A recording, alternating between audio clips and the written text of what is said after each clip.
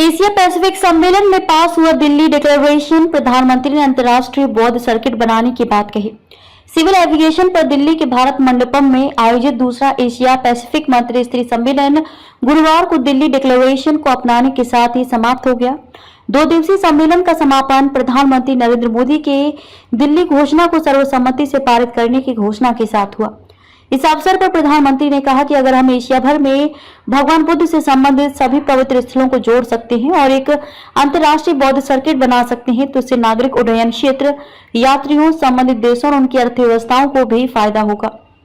दिल्ली में हुआ दूसरा एशिया पैसिफिक मंत्री स्तरीय सम्मेलन में 29 देशों के मंत्री, नीति निर्माता और 8 अंतर्राष्ट्रीय संगठन के करीब 300 प्रतिनिधियों ने शिरकत की। इसमें ICAO भी शामिल है। सम्मेलन के दौरान ICAO ने अपने 80 सालों के संचालन का जश्न भी मनाया।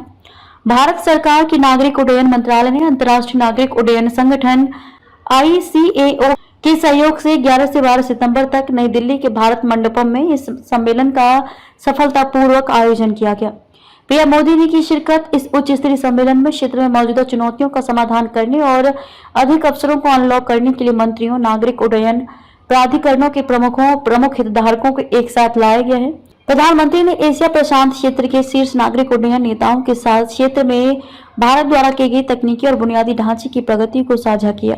जानिए प्रधानमंत्री ने क्या कहा। प्रधानमंत्री ने सिविल एविएशन क्षेत्र को महिलाओं के लिए और अधिक समावेशी बनाने पर जोर देते हुए कहा कि भारत में 15% पायलट महिलाएं हैं। ये दुनिया भर में औसत 5% से अधिक हैं। हम इस संख्या को और बढ़ाएंगे। मोदी ने पिछले 10 सालों में भारत के एविएशन क्षेत्र में हुए बदलावों के बारे में भी बात की है। उन्होंने कहा कि भारत उड्डयन से समती नहीं रहा बल्कि अब उड्डयन समावेशी बन गया है। नागरिक उड्डयन क्षेत्र की महत्वपूर्ण भूमिका पर प्रकाश डालते हुए उन्होंने कहा कि ध्यान क्षेत्र के माध्यम से लोगों, संस्कृति और समृद्धि को जोड़ने पर है।